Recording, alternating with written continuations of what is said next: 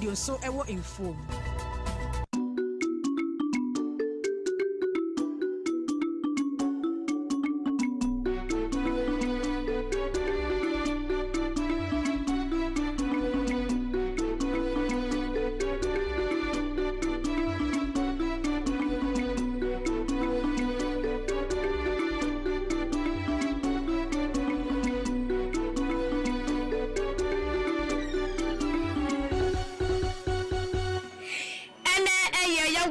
Do me no boy a brasso say a rapper to Bracassia, so anyway. Editor Penny was Sonny Mamma, a Kurujesi and Becain Enchamo anyway. And a new bano, yes, sink when that's not say a bohon, a yak, say, edit a sumo. And send me the dosu be bray and a chagu away, your mamuha, and I face and crofo cross and some more. Now, a way, and you summer better be any same. Wait, yeah, I host and papa, now, upiamu ewa or dumasia, a quenchesi. Enipa makomako edumi ensa papa be mu nyina aje ikurobia ntumi ankabi na weja gbare so MPP amenyo okoni bia wo so buofu pa ne nyina ya bato omokoto yehu Gentini awo efifili matemu ewo NDC for di mu meloka se di ode achepe mu oden aba ama eye ensemtrefo nyina na doctors for sara esi ebi mu omadwe mu wadwum kakakro eno so nsem yere bebro abusia nsemi do so enani mu ena yebobo so yede asomo enda ewe na kaisha ne sima yesa bofo bia de roma na ebo ya baba ena ewe ya jebrani abraja yesi enkonya yasomo ena ewe na bibini toma plus ka ho be Big Joe Paint Enterprise that school ebo ya chidon papa Richland Catering Services so ka ho bia special eyes ene smart tap mineral water no so insukroje na Virgo Target Electricals and home appliances so munyina eta ye chipampia ewe yes so ye na ahode yes so mo kase bakwan so mimi din edemame akosia akon ewe mene mame ama eduwa insemini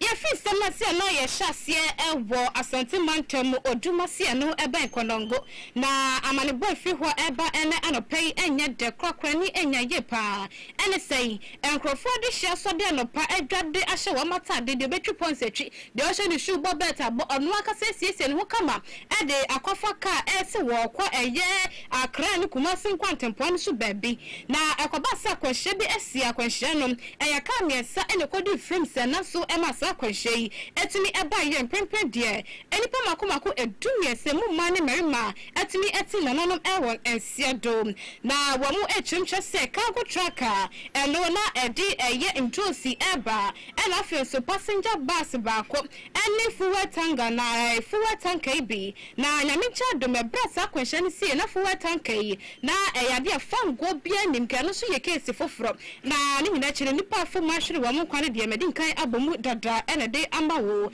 na ebasa no na wama yes security agencies wokrom wana se borero milka tentempa wamu di kodum wo hwan ye wamu etwetwa wamu etwetwa wamu yi wamu afenso wamu muteka se na arahuye papa na wamu ede atodwa echemche se empempe de afei ena wamu di ehwehwemu ahodo bebre egu akwamu ehwe adepotia ena so amasa enkwanhye etimi siye na mbom wama na omugina ho manisa eye enkwanhye num echemche se eye ka baako ene ye overtaking ya de be aka wasama kan ekwanya na wo fase ni kwase nkofa ho ene so kwa overtaking na so ama adehia wamu se de omuto muka mudwira mo komba bi eti nananom ense do ayare ho sem ye pa na ni na chi no so bambo dwuma ko no so de eye hwehwemu ahodo sefata egu akwama encha kwaro wamu de baba beto abonten no mu de beto abonten a enya de nchomam kase be mo so esi ewo ho de bera dade be ko subia no ye de emu enchiremu so ebe somo ewo efidi kase iso awusia yeguso wonsenu mu na na wotwe mu no memenda no na MPP amenyokuo ekwa sinani kotu abakwa yi wo mpanyifo ko constituency ahoduo nim apade nchepoye mensim ya sei no sempudi ekotu bia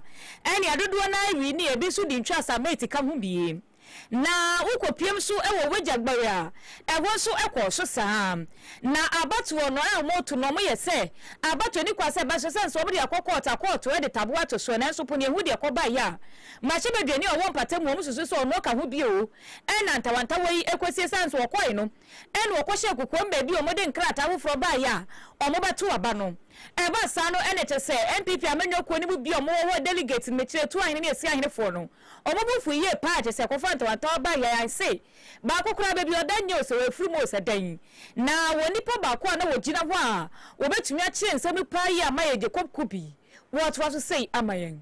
no almost a few more. And after almost the assembly court and a court she said it said, yes, I would have about one and call so motor look with a memory than a moment so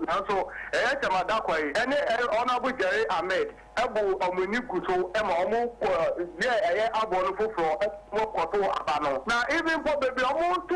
ikoya abono enye omu party office honorable Jerry Ahmed office ena omu nkrofo kakrebi ene honorable Jerry Ahmed nkrofo omu ko se ho ena omu ye abono wo de koto abano na de omu de ma echo mo awonye ni se omu de koto abano emfi we dagba we ho na emu omu fichoko na di omu ko omu ye dada aye old abono no san crofoni din and omu feel omu di one omu free baby for edin be hihye ho but telephone number is e wo ho ne de e yo omu dia nti wo ho a omu yes omu to aba no omu si you say court say omu to na se tintin omu say ye to dia and omu kwa koto omu ko ye so a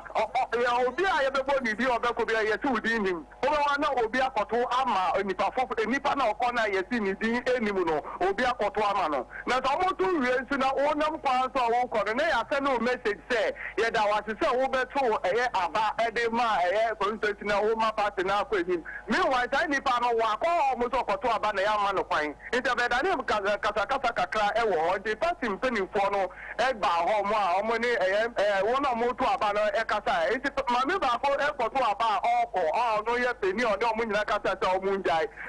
de omo ye no inte omo kire ma eye honorable Jerry Ahmed e ko ho se anka ko tia ma me no ena maame no ampene so sa obetia no ena eye papa ye ne ya bu na odefi ami no ka se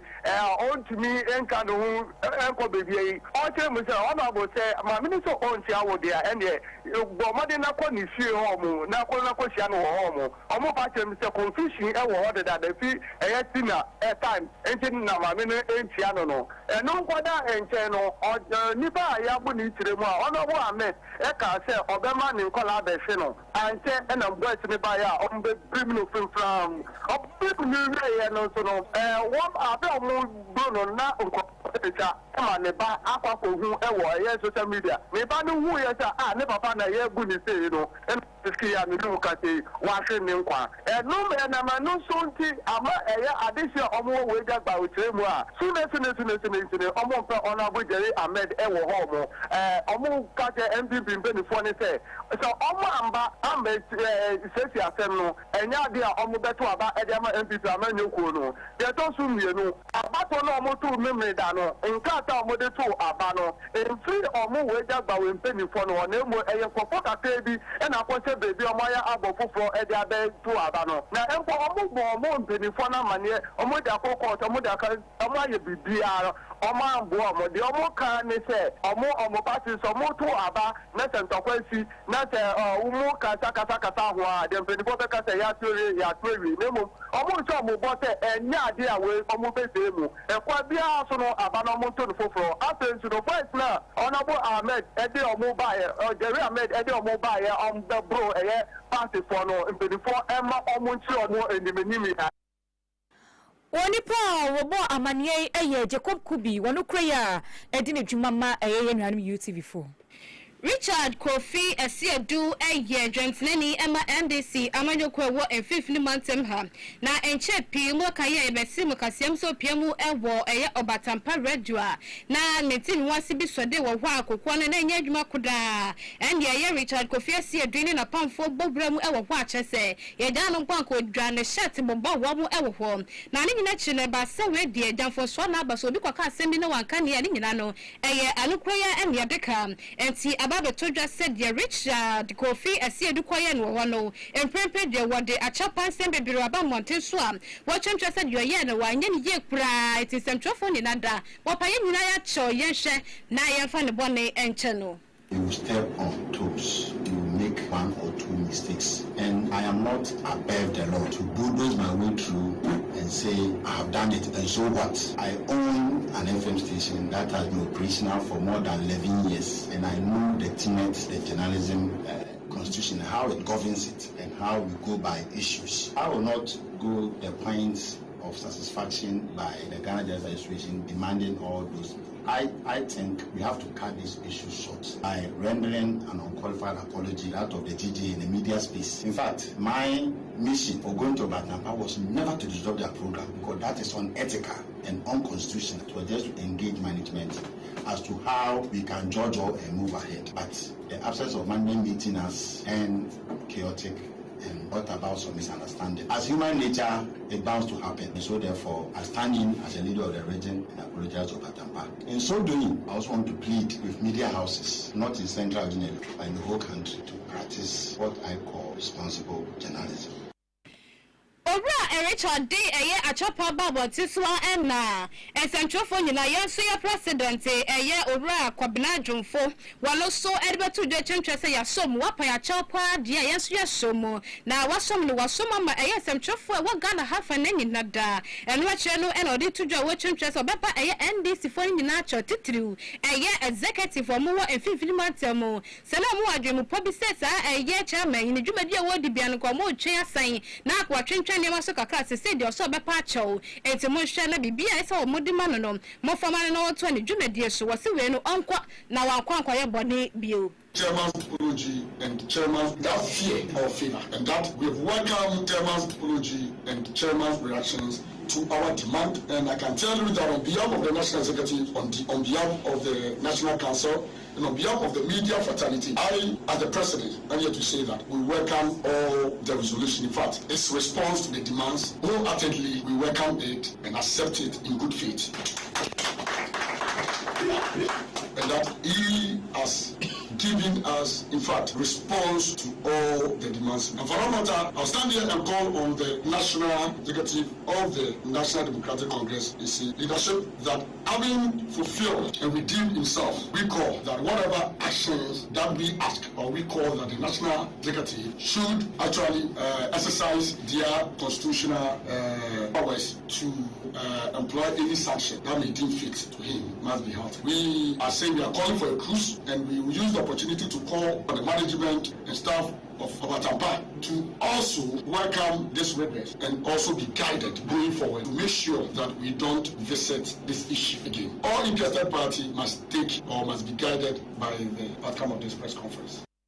Na krokromo ena rashibi deni osoma de hye wo Gomo Central eye honorable Kwame Obin Asare dodo na nim se ye friend A+ so de to so wo twentwe se chairman se wa be pa cho wa jonfo so atum de yesu ni hweka ye kan se yesu ya jetum papa we cha se we ye kendefo mapa.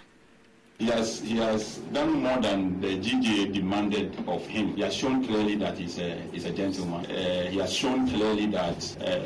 things like this happen. He has shown that he's a very humble man. He's somebody that the media can work with, and these are the people that we have to promote, the people that we have to support in our system. You see, in life, you don't know where the wish will come from. But it is part of this life that we are living. I keep telling people that the whole life we are living is some of the scripts, and we are just actors. And we don't seek to destroy people. In fact, we seek to help people to grow, to develop. And when it happened, the chairman himself called me and said, this is what has happened. It's like myself and DJ President, sometimes I can call me in the morning and say, President, my move. You know, so he called me and said, look, this is what has happened, but we have to find a way to handle it because we are in leadership position, and we are here today. So I want to say a very big thank you to all of you for. Enti abusia radio chese ni nyina ekire din wa papa cho de na chese bibia akwa da wei eyamahye bedani a wanosom arehye wa Gomo Central Kwame Obin Asare A+. Yakopie mu ewo mashebedwefie na mashebedwefie kopie mu so no wonim yafo Rudolph amwako jampa no eye apadenchira atoye mesni mu eye mashebedwani na enra da mashebedwefie no sorry no kasa no wochire mu se obepie mu oni pesua so pa dia eni ade ba ko a ha mo papa ne network no wo se network enkoye wo ho kwant ko to asle wo so for wo hwe communication na ene digital technology ene eye innovation so onyafo Sam George onye bibi fa wo ma won esan so bi wo kwampo ne sa network eno ano de ye n'adwuma obi wo eno ano de ye bibia etumi bua no ene abafo tinterfidie so eno ne ye adwuma wo so na afa nipa be wie no wonya network sa na ha dwepa ene so ye wo che sa abafo ento bekoto wasrepa se wo panyini enye bibi mfa ho. Honorable Rudolph Amoko Jampa, Upper Denchira West. You have the floor. Thank you, Mr. Speaker. Mr. Speaker, I rise again to ask the Minister for Communication, Digital Technology and Innovations what plans the ministry has put in place to resolve the rural telephony network site in the following communities: Brofiedu, Bremai, Oda, Nkronia, Wampem, Kachrenyansa, Modaso, Amenase, Amobaka, Enyantentem, Nynos, and other areas. Thank you. Enti woni po ekoti nkai aye mahemedwanima apadenchira atoye mensimu wase ne ne ma ehia omo ne de anya agokora na emum de ehia pa network nya ho nko aye nyina ye ka ho bi na wakasa wie no na onimnyafo Sam George esusori no se asemi de ode mame na me so mabomodin a aye mafamu de bi etumi aboa masa network na mo bra wo ho no etumi aye yamamo. Mr. Speaker, the ministry continues to implement interventions aimed at improving rural telephony and mobile network connectivity in underserved communities within the Upper Denchira West District and across the country. Mr. Speaker, the following are the status updates on the sites serving the listed communities. 1. Brofoyedru, Amobaka, and Nynosu. These sites, the sites serving these communities have been completed, activated, and are currently on air, passing traffic. Madaso and Amenase, the sites have been completed and activated but are currently experiencing transmission link failures, giving the geographical terrain challenges that I referred to in my first answer. Field engineers from our technical partners have been engaged to rectify the faults and restore full access. For Breman, Oda, Nkronia, Wampam, Anyan Tentem, and Katriyanase, the sites serving these communities have been constructed and are awaiting integration and activation. The ministry is working with the relevant technical partners to complete the integration process to bring the sites on air. I thank you, Mr. Speaker. Enyo no the onima ne nkran ne takra ne kumasi obesida bodin no woni mnyafo Sam George ene ekote ne nka no. Absia yanko Jason na yanto wade akakra Big Joe Paint Enterprise ho ene yakwakoje ye paint ni nyina bi akọ paint ya dan ne ho ene ti say ye paint kala ben na wo pe wura mu e wo Big Joe wusi menya bi da big da ene ho ene akọkọ sasam no esansem kala bi a wo pe no e bi e wo ho ba ne foreign painting ko ade a e Big Joe Paint Enterprise enti wutu akoton mako mo nsabetimi akabi e wo na joso bibi ni so no wote na ho mem e wo 0557 599-133 obejo so na enkomo bi esefata no motumi atwetwe ewo ho that school eye sikakra bia epiemu ewo dunkwa ha na sesende ya teretere ma magana fa na nyinada ebi ekọ ho dunkwa HHS cooperative ni din emeno na eba ne say MBA savings account ye bie shares account ye bie child education account eba ne fixed deposit na ne nyina so ye bie bi ade amao susu no no ye be ma obidodo opesika ade ahedwumadi bia sample anase afei ena pese wo hye eye adwuma biase a ne nyina so ba that kebe mo sika na ode afri eye adwumadie krona se na opeye branches ni biase hwe bekwa ye wo ho wase kropon dia so dunkwa Central Market Former Fishing Corporation Dynamo ena obehu ye ewo ho atena kase no so ye ban Forestry Commission 0332228000 we any emba that ku ye didi dwuma ewo ya hye ye ho Richland Kitchen Services sell bunch of love, fried rice, plain rice, and a tomato stew. A bun about cool tilapia, any okra stew na. Contain any a bell quine, cataquine in nada. A be a one, just your what, and the pamu do drum with drenning in ano. In your banwa a day, a mawana say 1 pound of peba could be a toy ray a bobadia. Then you know why ye be our qua. Obey be at so now di amwa home. At me a car who ye pa will be swa. A year natural drinks, bit is a sober coconut pudding. Wasama a meat pie, roast bread, waffles, and pizza, na the services are all ye dear dos ye papa, and it is a friend our bay engagement a ye na beffy, bebia shall be friendly piano, or beba popone sano ede amount do. Present ya said dunkwa on a finger honourable tour, what did you mano ever friend and now did you NCCA? I was 0541 192060 and 0542 195 5509 Richland Catering Services wabejo so na aduane bia wo pe ato ede no watimi ama obi ewo ho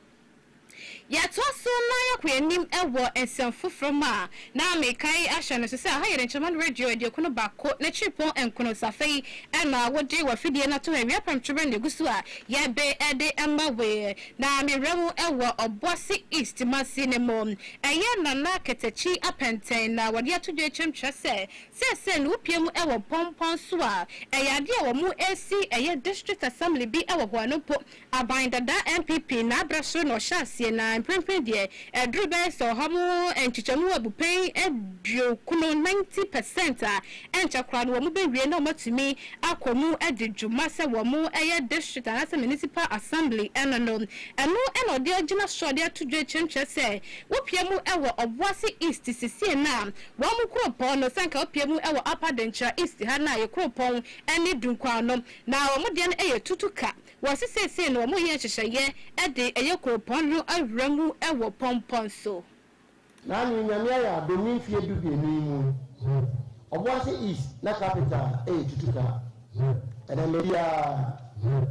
awa baiwe abreso no obwasi east ya de breme amada kokomboso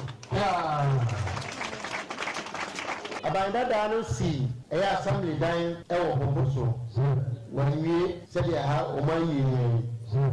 ene menemo kasele obwasi east dan na esi no bomboso no ya obese 90% afie mu na original minister ba no money nsi hye me ko se afie no soso ombetu akom asa na afie akọ na bi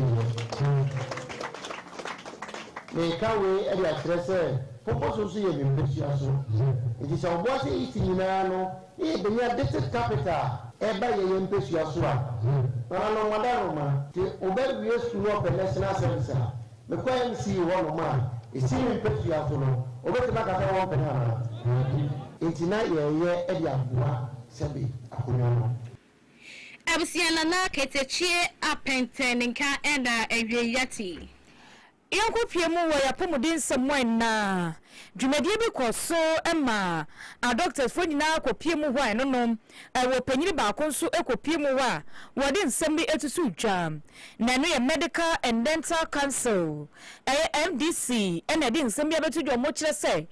ayete healthcare professionals ni nyina dodo na ankasa no obi wa no wa adwimo yare kakra mecha doctors fo ni bi na mo ankasa hoye no na wo se omubo modi ade ba montre so no statistics no mo ye makomaku dunsun no mu dumienu no eyenkofo a enumoni omo fedi afro mo modem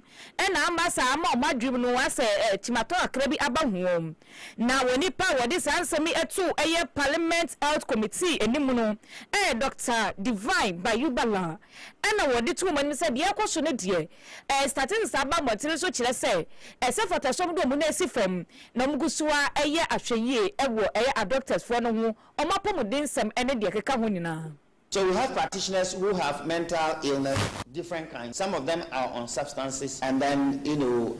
others. When this referral is made, we set up a health assessment panel. And in one case, when the health assessment panel met and assessed, we saw that there was nothing of note. But of course, we do what we call watchful, waiting. But it's a major problem. And in February, we convened a stakeholders meeting, and everybody came, and then it came up with some important.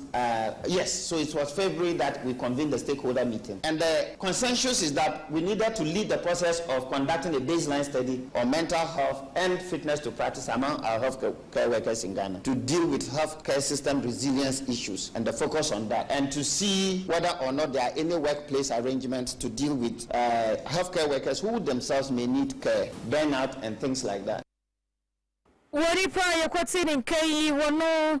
ena chese woye penine registrar of the council no wono ne da wona no ewo eye medical and dental council ano na your friend Dr. Divine eye Nyubala Mampani abedi chere Professor Nana Jane Opoku Ajimai and Eka saying, what church say and Sunday I would do a woman gala had more or more one day papa pabiti se baser matter this apostle and woman macano or so about prison Dania Cocosi near Quacosi near the Amaway where a suku Dania Quasinia or some of them home day papa panebum and your money be one like any quansan care tosun prenu. Na a bit says suku do of one na a ya na sukudi de su and nembo rema almost science lab will be my dear big to be person yama one nominum yan for any uncle ye power see the moya dear papa nembum in laka will be and a repay while they are some way to draw a bro pier moon ewo Accra Rage Church wa brana wamu and fish yama kumaku edu kudo papa be wamu edi wujuma and other side and some way at all eja. Every new project, and I know that as churches, Methodists, we are always building projects. Perhaps the church should ask, not only can we build this, can we afford this, but the church should also ask another question. Does this meet a need that neither the government nor the market can adequately meet? And this brings me to my thoughts when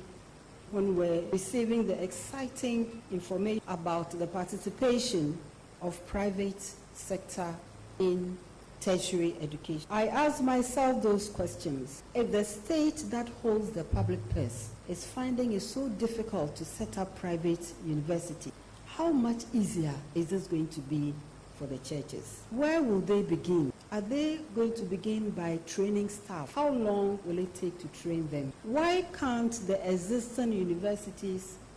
admit more? What were the outstanding issues? Was it the laboratories? Was it the language laboratories? The science laboratories? Subject-specific ones? The computer laboratories? The research labs? What was it that was lacking? What was the gap that somebody could have filled? What were the needs of the state in these institutions? I wondered, assuming the Christian Council came together to establish one university with branches everywhere, and that university focusing on the gap that government wasn't filling. Should it build hostels, lecture theaters, discussion rooms? What were the gaps? Should it expand laboratories or build new ones? The rest, they say, is history. We like the new universities. Away a Mampani Abedi Professor Nana Jane Opoku Ajimani Ena Yati. Special ice touch on mineral water and a smart up mineral water in swim one demi Jane. Na a year naba party nakos wedding meeting gathering. Occasion be any penetration when who be here pass a year no monsieur dear. Na a special ice and a smart up in Sukruji and a yaka for a day amawo. Leader butcher drugstore drew who was a major ma Akosia Prince Belcompo. Then the bebre to when you boss was it mammy next no any now what to me answer what do you cover said you mean do well bonny dear good minute said then so the more the year pa now what to me answer what dear one who be being this referendum 0545805261 0545805261 or badger so na in Shenuma come do drum what to me I'll be at so ever Vego Target Electricals and Home Appliances one and na one way gang all ganging na ya GB ewo at rod ceiling and standing fan ban fridge TV and media kika ho ni nyina dan kwada suku bag no mpanyine de ni nyina rutokoto makumakumo adanse hu ne ma ni nyina so ebi ewo ho ya ni eye older ya free pack CM na edi anhwani mu pe na wa fra ya wa ho mai 0545 501710 Jamaica 0557 2355569 good talk otom we ni makomako Vego sending nano akwanya no ewo ho e de mouse yenyina we so na awia pram treka se awie ye bobo no e de besomo yemfa ni nyina AC ewo ha sei mamoje brani adaje awie chi mafidie no to eduokuno ba ko na chipo enkono etwa mukruse aba fontintan fidie no so mo so yadamase ya ensada ya share so na branch and lunch cafe at waso ede amamu ewe kinkanfo ni yemienu mimidin ede mame akosia akon ansa na mebom din ras bombo medase wai mesaka nyamishra mercy de odo ho to ne so a wani ji wa football mu ene postcodes mi so me chiao ene